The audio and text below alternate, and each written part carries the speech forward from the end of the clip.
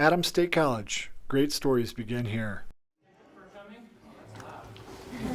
Thank you everyone for coming to the next talk in our series of lunchtime talks in science and math. We have another one coming up in about 3 weeks or so. Dr. Stephanie Vance from Math will be giving a lecture, and then we have several good ones coming up in April as well. So, without further ado, I'll turn it over to Dr. Aldrich.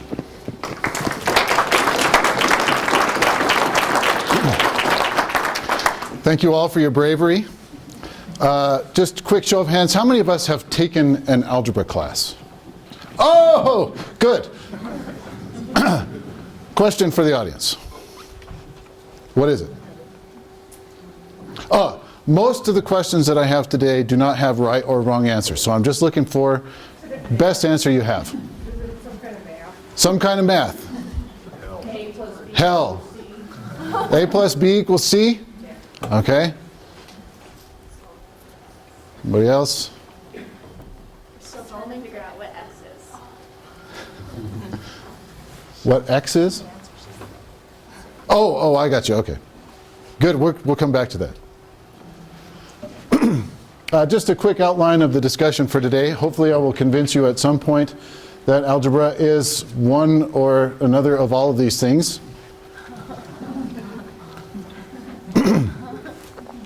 In no particular order.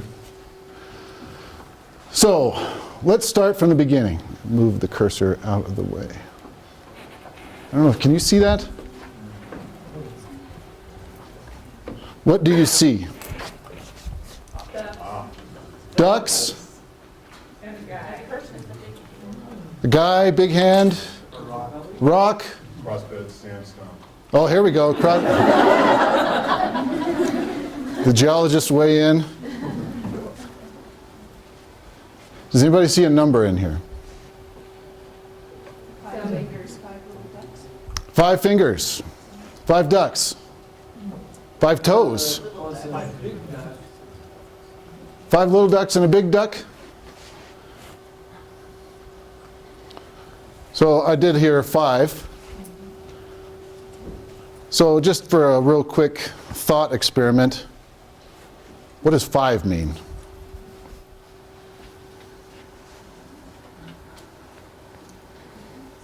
I mean, this is a level of abstraction, right? Okay, then the next question would be, what's 1?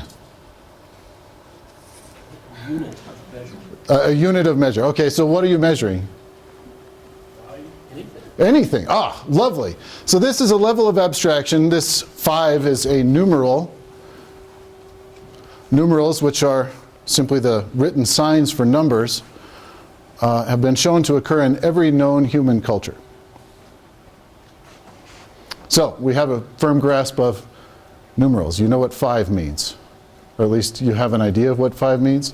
Maybe don't even some animals maybe keep track of like how many offspring like ducks might count how many. Absolutely. There are animals that have at least a concept of number and can identify a certain limited number, but they wouldn't necessarily have a numeral associated with that. So they could differentiate between 2 and 3, but maybe not the actual numerals 2 and 3. So this is one of my favorite conversations. You know, you're in middle school when you're first learning algebra or something like that, and the teacher says, let X be a number. And of course the student says, It's a letter. it's a letter, or What number? what number is it? So the teacher says, I don't know, just pretend it's a number and we'll find it. So we're going from numerals now to letting this symbol represent an unknown numeral. And of course the student, well, how can I find it if I don't know what I'm looking for? So keeping that as an underlying theme for the discussion here, let's look at a very old problem from antiquity. Just some general shapes here on the screen, and what we're trying to address is which of these shapes has the larger area. And depending on the shape, some of these questions have been addressed over time, but 4,000 years ago, it was believed that the area of these types of shapes was entirely determined by the perimeter of the shape. So if you could measure around this one, for example, and just find the length of each of these pieces, then if I knew that length, then I could find the actual area of that object. So what they would do is measure this perimeter here, and then measure this perimeter here, and then whoever had the bigger perimeter had more area, and there was value attached to that. We have evidence from this Greek historian Polybius from the 3rd century, not 4,000 years ago, but just over 2,000 years ago, suggesting that members of his society were gaining reputations for unselfishness and generosity by giving land that had greater perimeter than what they were choosing for themselves, when in fact the area of their land was bigger than the area of the land that they were giving away. So there's an issue there. So let's look at a typical 21st century BCE problem. Given a semi-perimeter x plus y and the area xy of a rectangle, and I'm using like modern notation for that, right? They wouldn't say, let the semi-perimeter be x plus y. So I have a rectangle here, and I'm just saying that x is one of these lengths and then y is the other length. The semi-perimeter just represents half of the perimeter. So x plus y is representing half of the measurement around that rectangle, and the area would be x times y, or length times width. So that should probably be familiar to us.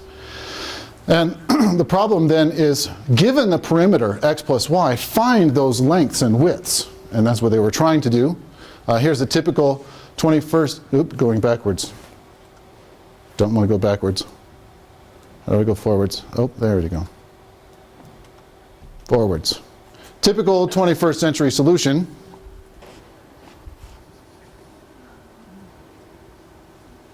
I can't read that either.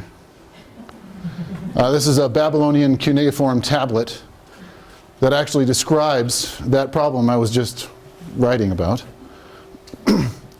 So instead of trying to read the cuneiform, let's just look at this from a modern day perspective. I'm going to assume that x plus y is 10. What that means is that if you go all the way around this rectangle, you're going to get 20 units. So the semi-perimeter is 10. And that x and y are going to be, again, this is the length and the width, but they're going to deviate from the sides of a square by another value, z. In other words, x is going to be 5 plus or minus some number. Y is going to be 5 plus or minus some number. If it was 5 by 5, that would be a square. And what you would find on an ancient Babylonian tablet is something like this in Babylonian. There would be a column of numbers for the z value, which is representing the deviation from the square, a column of numbers for the x value, the y value, and then recording the area. So what you see in the table here is, for example, the first row. If you don't deviate from the square, you have a rectangle that is 5 by 5, which is a square, because you didn't deviate from the square. And the area of that would be 25. And then over here in the other column, or the last column, I guess, what you see is another recording of how far away the area is from being a square. So 25 representing the largest square value in the column there. Every time you go down a notch on that column, you're removing some area, but look at the perimeters here. All of these rows have x plus y equals 10. So 5 plus 5 is 10, that's a perimeter of 20. 6 plus 4 is 10, that's a perimeter of 20. So what's interesting is that we have two different cultures trying to solve the same problem, one of which is saying that if I know the perimeter, then I can find x and y, but hang on a second, the areas aren't the same. And then another culture saying, if I know the perimeter, then I find the area, because they depend on each other, and the areas are the same. So one of the reasons why this may not have been presented to you in a class when you were a child is that we didn't really know the Babylonians knew this until around the 50s, when these tablets started being described. So one of the interesting things about this table then for us is that that last column is actually the square of the deviation from the square. So you tell me how far away I'm allowed to move from being a square, say on the length. I take that number and I square it, and that's how far away my area is from being a square. A modern day historian has a quote I'll let you read.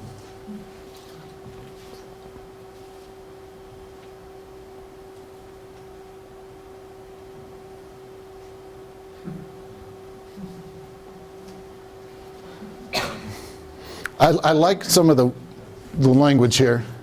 At some point, it surely dawned on the Babylonians that they could solve this problem backwards by saying, you tell me what z is, which is the deviation from the square, and then I can find the length and the width, x and y, and the area. And what I don't like about this is that he says, the best that can be said for this is that they substituted patience for brilliance. That's really a slight on somebody that's been dead for a few thousand years. So I thought I would let a Babylonian respond. It says, there's a different numbering system here, but I've added this area and 2/3 of the side of my square, and I get something. What is the side of my square? So then the Babylonian proceeds to actually solve this problem. I've taken the liberty of kind of translating that for you into modern notation. This 0.35 is something funky if you've never seen it before. The Babylonians actually used a sexagesimal system, so it was base 60. And they used, or well, I guess we are using a semicolon to represent the decimal point. You can't use decimal point in sexagesimal because there is no decimal in sexagesimal. All right, base 10, base 60. There's no decimal point because we're in sexagesimal. Okay, so over here, 0.35 represents 0 plus 35/60ths. So that would be like 0.35 if the next decimal was a 60 instead of a 10. Of course, it's not decimal. Anyway, so the Babylonians actually solved this problem verbally. What they're doing is saying, you do this stuff to those numbers, and the base is a half. And the Babylonians actually looking at this as a geometrical problem. The area is this. The length is this. Let's call it x. Run through some stuff, and x is a half. Now, if you're bored later, I know that's a big if, you can actually check that 1/2 is a solution to that equation. I know you brought paper and pencil, didn't you? Everybody's falling asleep already. So one of the themes, again, is that algebra is old. Let me pose a question to you.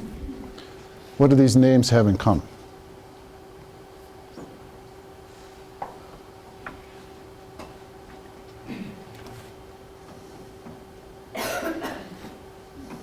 Come on, Roberto. They're stars. Oh! Everybody was waiting for somebody else. They're what? They're not all in the northern hemisphere. They're not all in the northern hemisphere, but they are all They all are. stars. These are all the names of stars. Matter of fact, these are common names for stars coming from Arabic. And by the 9th century of the Common Era, the caliphs in what is present-day Middle East employed full-time court astronomers. So there were people that were measuring the heavens and trying to calculate distances and angles. One of the court astronomers to Caliph al-Ma'mun was Muhammad, son of Moses of Al-Qurasim, somewhere around the early 9th century of the Common Era. And if you look at that name, maybe you've seen that name before, the last part of it is actually telling you where this person is from. Actually, it's telling you where his father is from. But it's also where we get the word algorithm. So this person wrote a book. The book is titled, well, actually, I only took part of the title. It's a really long title, and I don't speak Arabic, but Algebra al-Muqabala, the first word of which, on this slide anyway, is where we get the word algebra from. And his last name, translated into Latin, if you will, was algorithmus. And so algorithmus became algorithm, and this book was really a collection of algorithms for solving problems. Here's the problem, here's how you solve it. Here's the problem, here's how you solve it, etc., etc., etc. So the words Algebra and al-Muqabala represent restoring and comparing, I guess would be one way to translate them. So here's an example of Algebra. You have a 2x minus 4 equals 8. I want to slide that negative over to the other side by adding 4 to both sides. That's called Algebra, or restoration. And then al-Muqabala here is I have a 4 on the left-hand side. I want to slide that over to the right-hand side using subtraction, and that is comparison. Just as a side note here, any Spanish linguists can translate algebrista y sangrador.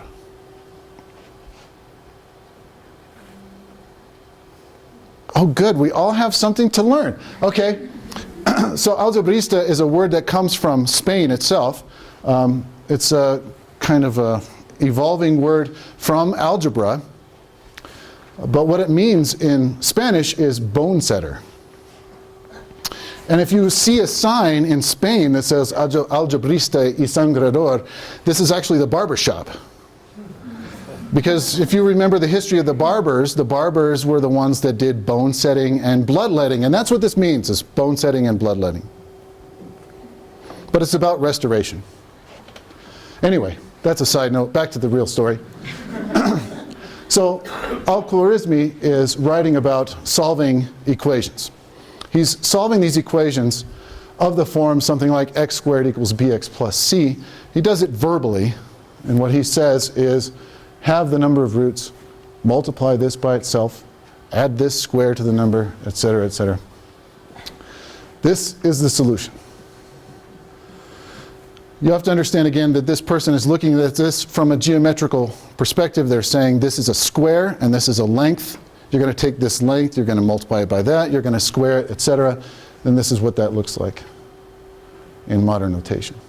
So according to Al-Khwarizmi, b is the number of roots. So x is the root, not the square. Right? So this is a square, x is a root, bx is a square to him. Doesn't look like a square to you, but to him it's a square. C is a square. Matter of fact, it has to be a square in his world. C has to be a square because there's a square over there. Follow your units. Right? If this is a length problem and an area problem, then there has to be area over there and area over there. Anyway, if you're bored, you can check that that is actually the solution to x squared equals bx plus c.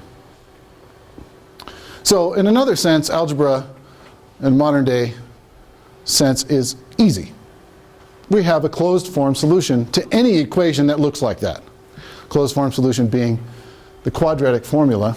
Does everybody know the quadratic formula song?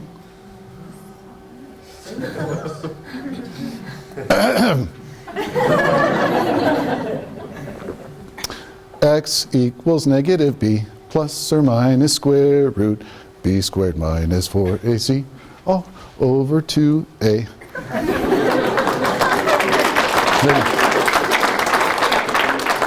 Now I say that it's easy because what this really is telling you is all you have to do, and I like that, all you have to do is take the numbers a, b, and c, plug them into this formula, and then this will solve it for you. So for example, if you have an equation x squared minus 3x plus 1 equals 0, then b is negative 3, a is 1, c is 1. You substitute them in, you end up with this number, actually these numbers, 3 plus or minus the square root of 5 over 2.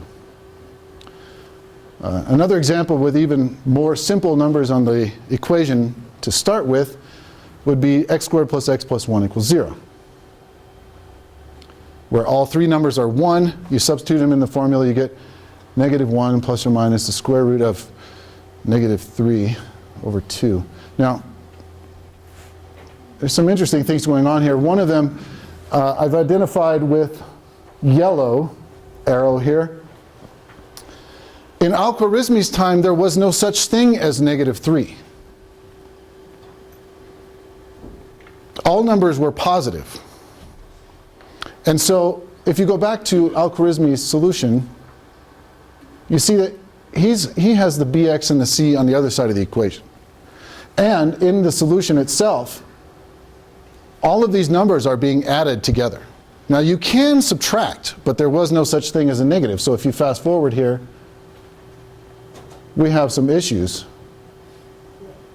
One of them is that this equation never would have been discussed, that 3x would have been on the other side of the equation. The solution would have been the same, but then if you look at the solutions themselves, you have these, first of all, square root of 5, which if you go back far enough in time, there was no such thing as the square root of 5.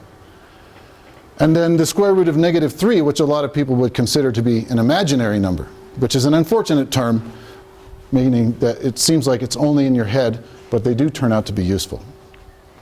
So I like the ones, you know, that's the unit, right, Ted? I mean, this is the base of everything. Okay, you start with a 1, and then you can add it, you can subtract it, you can cut it in half, whatever you need to do, but that's your unit.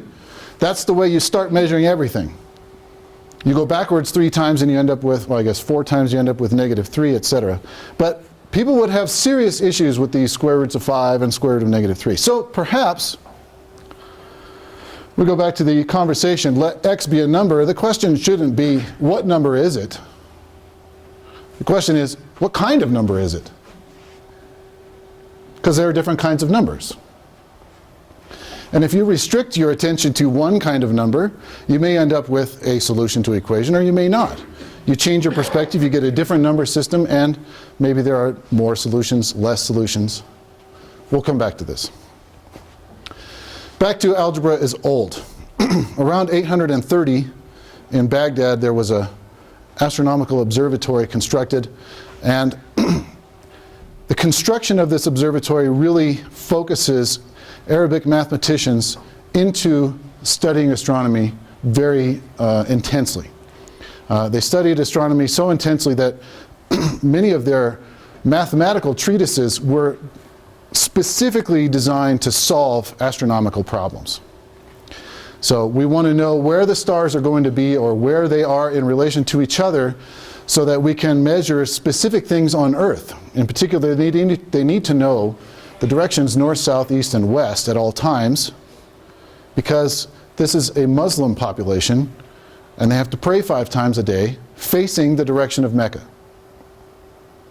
If you don't know which direction Mecca is in, then you may not be observing the practices of your religion, which is bad. Astronomical observations were helping with this, and you fast forward in time a little bit, a couple hundred years, and you end up with Omar Khayyam. Now, Omar Khayyam did not actually live in Baghdad. He spent most of his working life in what is present-day Uzbekistan. But he wrote a book called The Treatise on the Demonstrations of Problems of Algebra wal Muqabala. So he's writing a book about a book. And he's trying to demonstrate solutions to these problems, and now we have a more general perspective where you're not just looking at squares, we're looking at cubes. So Omar Khayyam, here's a page of that book, which I can't read. But he separates these cubic problems into 14 separate, what we would call sometimes irreducible cubics. By this irreducible, I mean you can't reduce it to an easier problem by dividing by x or something like that. So I can't reduce it to a linear equation. Again here, I don't know what x is. That's the whole game. Find x. Let x be a number. What number is it? I don't know, but it satisfies this equation. Let's find it. Now, Omar Khayyam is writing solutions to these problems, but he doesn't have our notation. He doesn't have our number systems or anything like that. And the way that he solves these problems is by intersecting conic sections. So what Omar Khayyam would do is build a hyperbola, and then build a parabola, and intersect the hyperbola and the parabola, and come up with solutions to that equation. So this specific equation, x cubed plus b squared x equals b squared c, Omar Khayyam is looking at this equation as an equation in volumes. I have a volume plus a volume equals a volume. The lengths on those volumes then are what are to be constructed, specifically the length of unknown length x. And again, you can check if you want that x squared equals by, and y squared plus cx equals x squared. If you intersect the parabola and the hyperbola, you end up with the solution to the cubic. Think about this though. This is only one of 14 different kinds of cubics that he's solving using these conic sections. That's hard. Matter of fact, he was trying to find algebraic solutions to these equations and couldn't do it. And said, perhaps men who come after us will succeed. Now this is around 1100. And if you fast forward a few hundred years to 1545, Cardano produces what is essentially the cubic formula. Now, I don't know if you've ever seen the cubic formula before. I know some of you have, but maybe some of you haven't. So I just reproduced it for you here. If this is my original equation, then there's my, well, one of my solutions. Can you sing it for us? No. Well, we could make something up if you want. So we have some interesting things going on here. We progressed from linear equations to quadratic equations to cubic equations. There's a natural next question, which would be, can we solve the quartic equation? Well, the answer to that question was solved before the answer to the cubic question, in one sense. So 1545, Cardano publishes his solution to the cubic equation. Actually, it wasn't his solution, but that's a whole different story. He publishes a solution. How does that sound?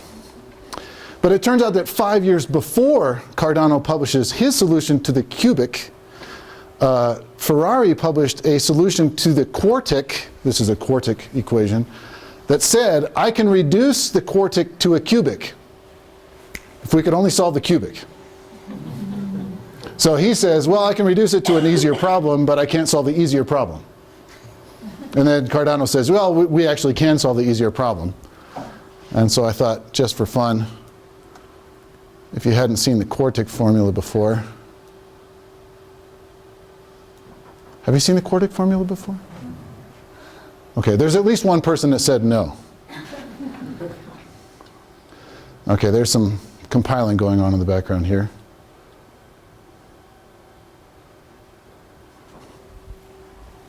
Give it a second.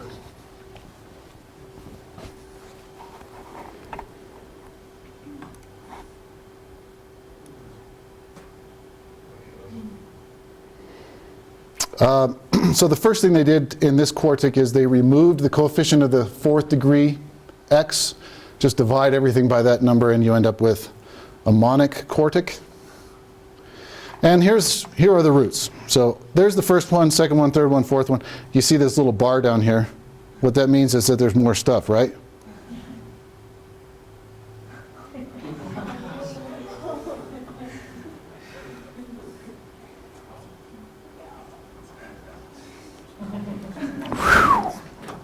Doesn't that look like fun?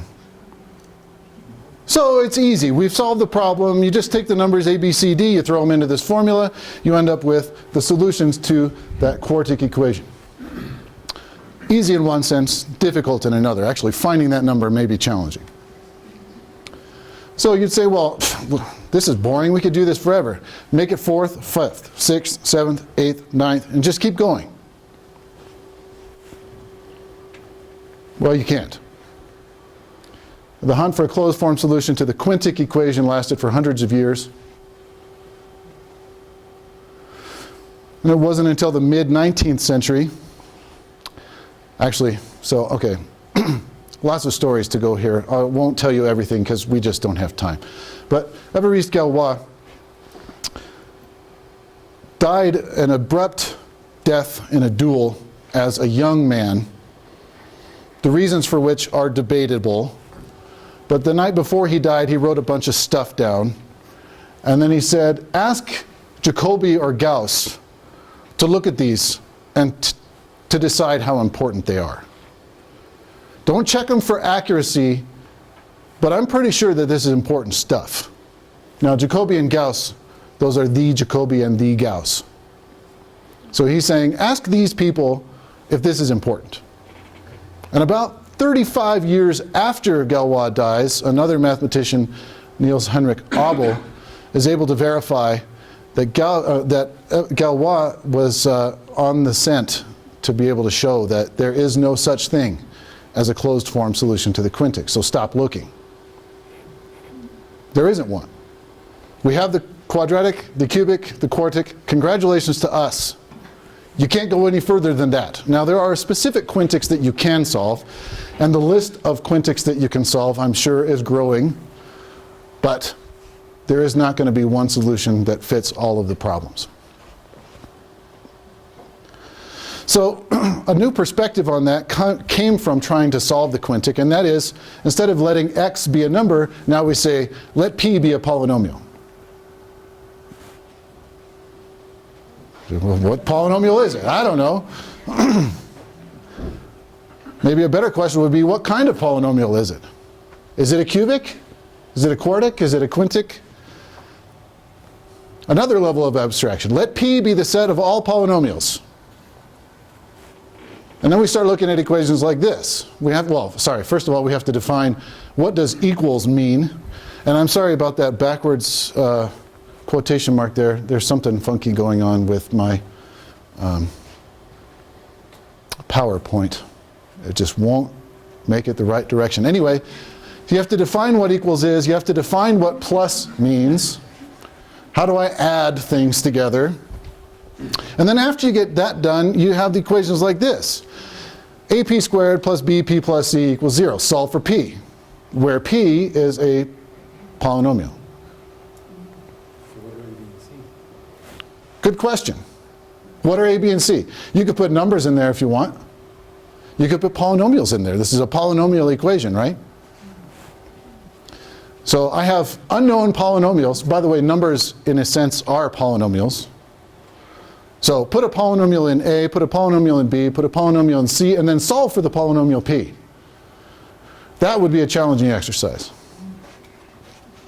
So let's go backwards in time again. Somewhere around the end of the Han Dynasty in China, the formulation of a book called The 9 Chapters on the Mathematical Art, also known as the Jushang Suanshu.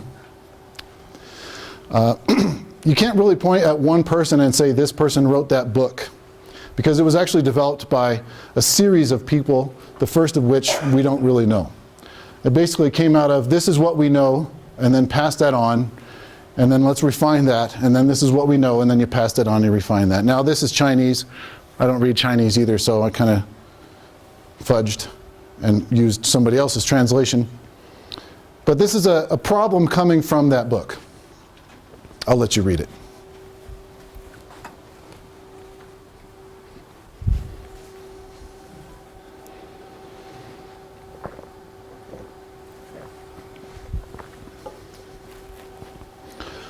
Now I know that some of you are getting sick to your stomach, right? You're like, oh man, I just read that problem from my Math 104 class. Now let me take the liberty of translating that for you into modern notation. What we have here is 2 equations now. And instead of saying let x be a number, we're saying let x and y be numbers. They satisfy these conditions. X plus y is 100, and 300x plus 507ths y is equal to 10,000. Solve for x and y. Now, one of the interesting things about this is that this problem was solved 2,000 years ago. And we are still teaching this, the method that they solved this problem for in that book. We're still teaching that method today. Why? It works. Good. Do we have a better one? When you teach or when you take one of these classes, linear algebra, finite math, sometimes even probability, you have to solve a system of equations. Do you learn one method for that?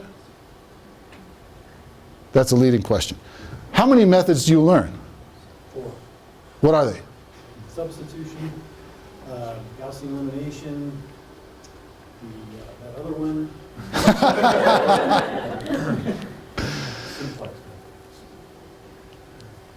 Simplex method is actually solving a linear program, right?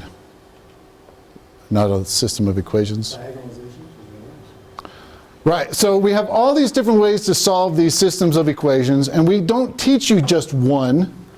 We teach you a bunch, a handful, let's just say.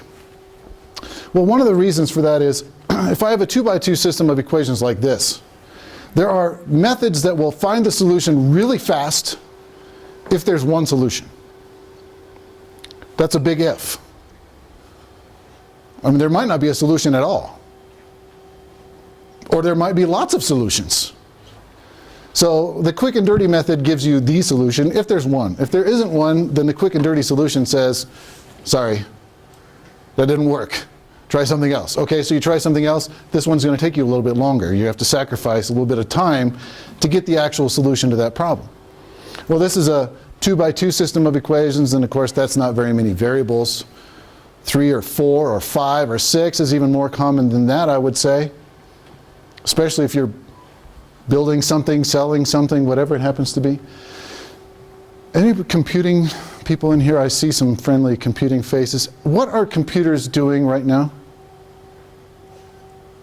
Like if I just looked at this computer into the nuts and bolts, what's it doing? Executing instructions. What are the, yeah, okay, so it's executing instructions. And if I took this computer right here and all of its instructions and just thought of that as a collection of things to do, and take all of the computers on the planet and put them together and say, what are these computers doing? They're solving systems of equations. Vast majority of all computer operations being used on the planet today are solving systems of equations in one form or another. Either really small systems like this, and they're doing them very quickly, or really, really large systems of equations that take forever to solve. And I don't mean by hand, I mean they take computers forever to solve. So there are different avenues that you can follow to study algebra. One of them is look at polynomial equations, try to solve them. Okay, in a sense that's been done. Another way is to say, instead of looking at just polynomial equations in one variable, these would be polynomial equations in multiple variables. Try to solve this system of equations for all of the variables at the same time. Good luck. So it turns out that the Chinese had this solution method. Essentially it's elimination. It's not Gauss-Jordan elimination, but we would call it elimination. They did 4x4 systems of equations 1,000 years ago. So let's get back to our conversation. Remember, algebra is supposed to be fun too. So let's let x be a number. You say, what number is it? Okay, we're done with that. X is either 0, 1, 2, 3, 4, 5, or 6. That's it. There are no other numbers, okay? You don't have to agree with me, just follow along. I'm going to define plus and times. 2 plus 2 is 4, no mystery there. And 4 plus 1 is 5. Does that sound familiar? Good. 3 times 2 equals 6. Nobody's surprised by that. Okay, you're falling asleep again. 4 plus 3 is 0.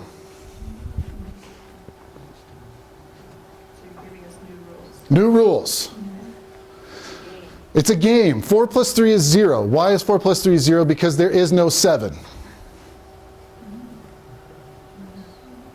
And in a sense, what I'm saying is that 7 is 0. Okay? So 7 is 0, which means that 4 times 3 can't be 12 because there's no 12. Let's say that 4 times 3 is 5. Because 12 is 5 away from 7? Is this making sense? So we're changing the rules a little bit. So we have this equation. 5 plus 2 equals 0 because it's supposed to be 7, but there is no 7. So let's just say 5 plus 2 is 0. What that really means is then negative 5, which there isn't such a thing, is actually 2. Do you understand the rules? Good. Pop quiz. What's 5 plus 5? Go. 3. I hear 3. Anybody else have a 3? What did you guys get? Did you get a 3? Yeah, I got a 3. 5 plus 5 should be 10, but it can't be 10 because there is no 10. So you take 7 away from that, you get 3. Sound good? 5 plus 5 is 3. What's 6 times 3? Everybody closes their eyes and looks for inspiration.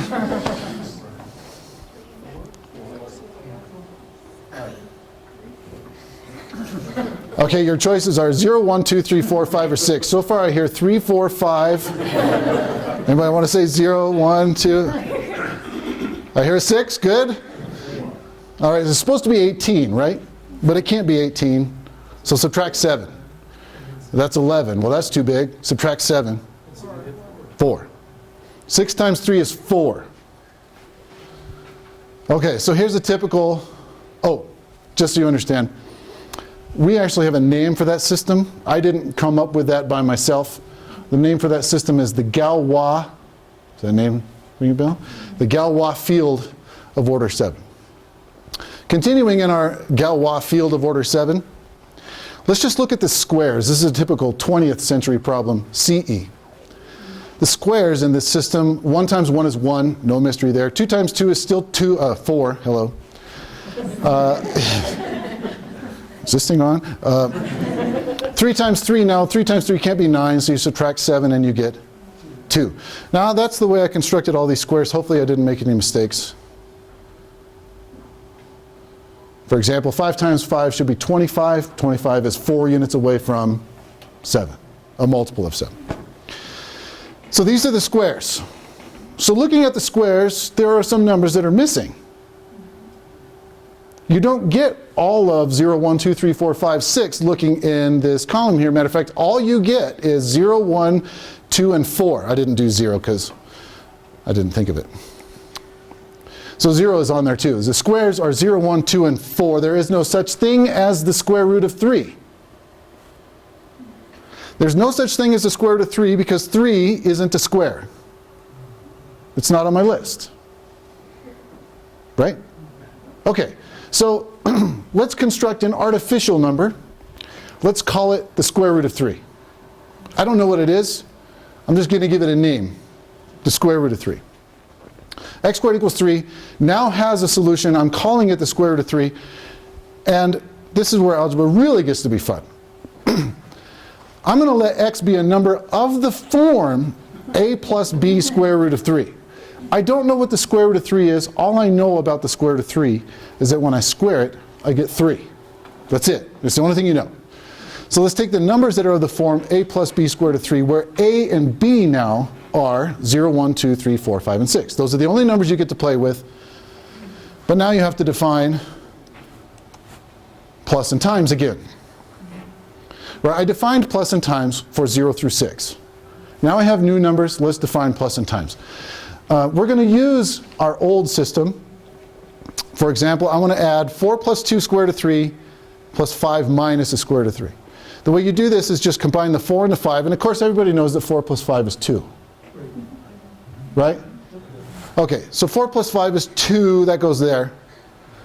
And then 2 minus 1 is 1. So there's 1 square root of 3 left. Comprenden? Okay, that's plus. And then we have to do times as well. Now you all remember first outside, inside, last, right? The FOIL method.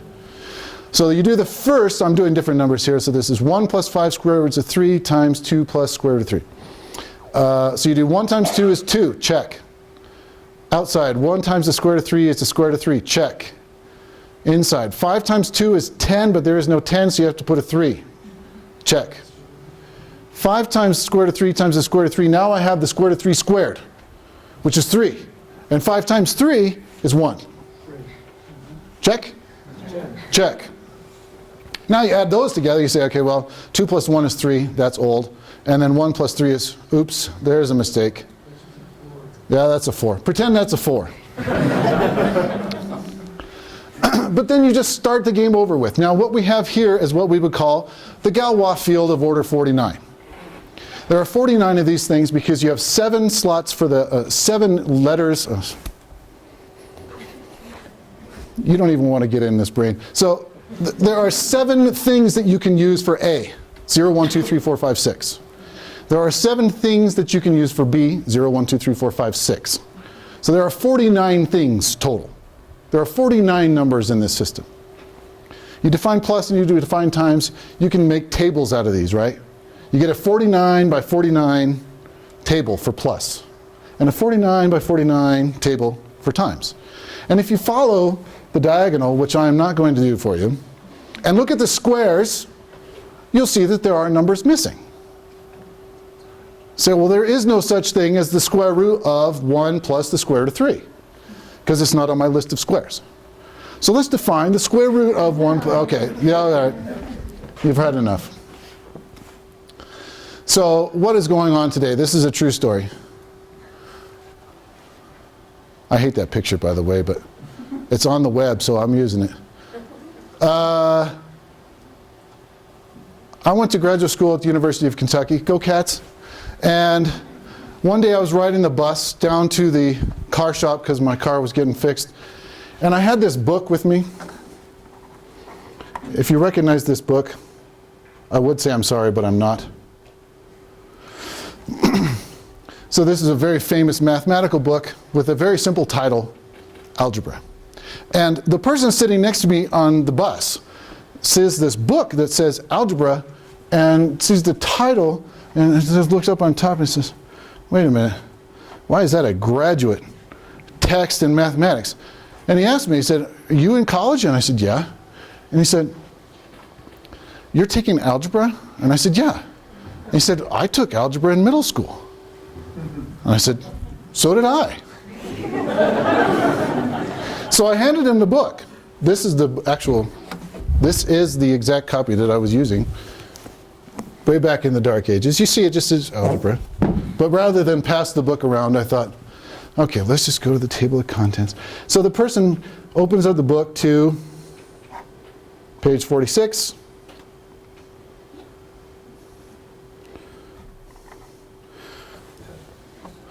Definition. What?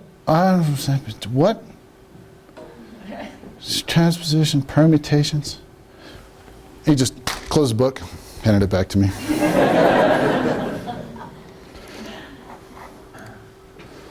So one of my favorite sentences is, let A be an algebra.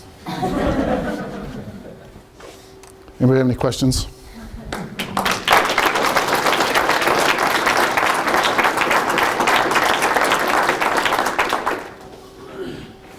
You said 45 minutes, right? You're on. Check. Who's John Aldrich? My uncle. He took that picture of the rock.